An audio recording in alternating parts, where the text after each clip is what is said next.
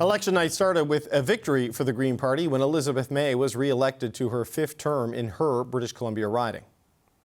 But it looks like we'll go back into the House of Commons with a minority where we can make a difference, with me as leader of the Green Party, with a Prime Minister I've known for a few decades, and we've started off nicely tonight. What can I say?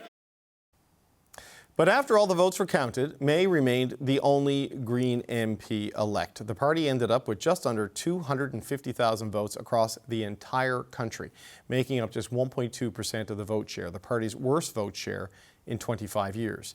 And this morning, Jonathan Pedneault announced he is stepping down as co-leader, writing, "I recognize that we were not able to break through in a way that could shift the course of our country, and that is a responsibility I must carry." So where does the Green Party stand? Well, Elizabeth May is the remaining Green Party leader and Green Party MP, and she joins me now. Ms. May, it's good to see you. Thank you for being here today. Thanks, David. Jonathan Pedneault, he has chosen to step down as co-leader. What does this mean for the party now? Well, I really disagree with Jonathan's statement. That's not a responsibility for him to carry. I've gone through, this was my 6th federal election, and most of them when I was leader of the Green Party of Canada, and then at the 2021 I wasn't, and this time with co-leader Jonathan Pedneault. I've experienced what it's like when we're kicked out of the debates versus when we're in the debates. It has a big effect on vote share, and we really don't, once you're not in the debates, it's like you're almost erased from media coverage. That's not, I think Jonathan took on too much of that for himself, and I know how hard he worked and that he is a voice that will be missed.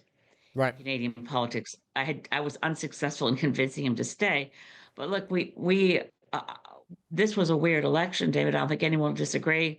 I was watching earlier. I'm so glad Heather McPherson was re-elected in her riding as an NDP. A lot of good friends of mine in other parties lost their seats, but I never thought Mike Morris in Kitchener Centre would lose his seat. He's done such a great job. So there are hard lessons here, but overall, this election was strange, to put it mildly, as it was covered as though we were in an election to elect a prime minister, which we don't do in Canada. Well, I mean, but that's a 2-horse race. But that is how, I mean, 85% of the vote went to 2 parties, and that is how Canadians were viewing it. I mean, you got 31,000 votes, which was like 1/8 of all the votes your party got nationally. And I know getting kicked out of the debates is frustrating, but it was prompted in large part by a decision to drop candidates for strategic voting reasons and not getting them there, right? We didn't make that decision. That was incorrect reporting, and it did not happen. And we wrote the Debates Commission, and they understood the day before.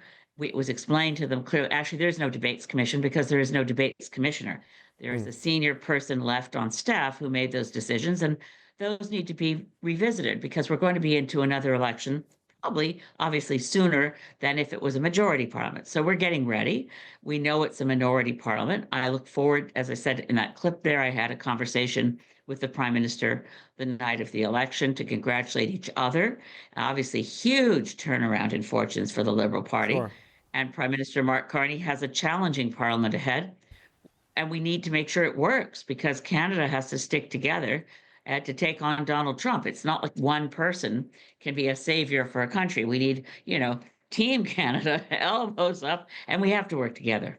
Right, but it is a minority, but it seems more durable than most minorities because Mr. Poilievre lost his seat. The NDP are without party status and without their leader, and none of those parties. Well, I can't speak for the Conservatives. It doesn't seem like the New Democrats will be keen, and Mr. Blanchet has said he'll for at least a year. There's going to be some stability here, but the lessons for the Green Party. I mean. Annamie Paul was in, then she was out, replaced you. We broadened it out to Jonathan Pedneault.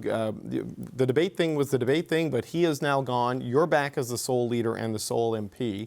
The New Democrats say they can rebuild, and they point to the fact that they're in government in BC, opposition in Alberta, opposition in Saskatchewan, government in Manitoba. They have a regional base to build from.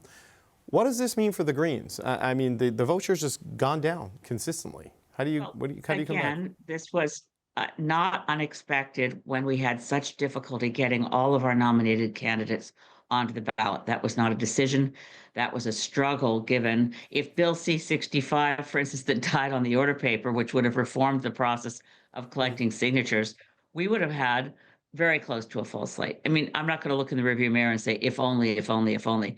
your question for the future, yes, we'll rebuild. We have elected Greens in 4 provinces But across every Canada. party had to deal We are- with that, Ms. May. Like every party had to Every deal with party? those. Every party had to deal with those same Yeah, rules, but right? they had buckets of David. They had buckets of money. They could pay people to collect signatures. We didn't. We were relying on volunteers up against very short timelines, with rules and with a political climate, by the way, that had really changed. We've never before had volunteers letting us know we're not prepared to go out and collect signatures anymore because we don't feel safe. We feel physically threatened and harassed.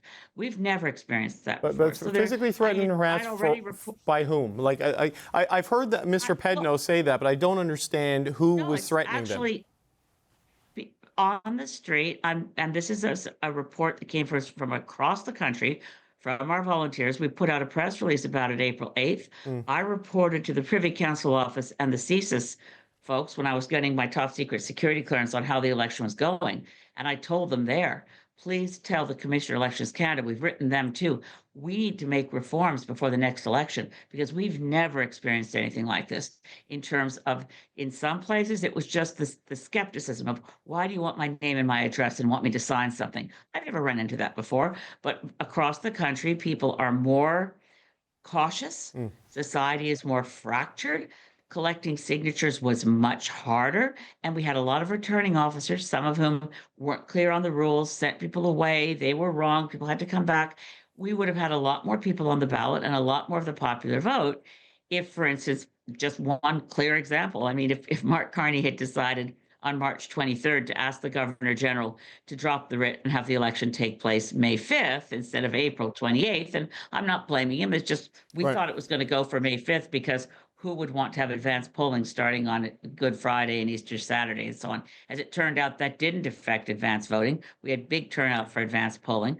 But the reality is that squeezed us out of another week. We could have collected more signatures, had more candidates on the ballots. We wanted a full slate. We had candidates nominated across the country, which isn't nothing to have a full slate because we vet every candidate. They have to be nominated. And that met the rules of the Debates Commission. And we will unfortunately not be able to get that revisited. The election is over. Right. We will rebuild. We are in Parliament. Not every party that runs across the country elects anyone.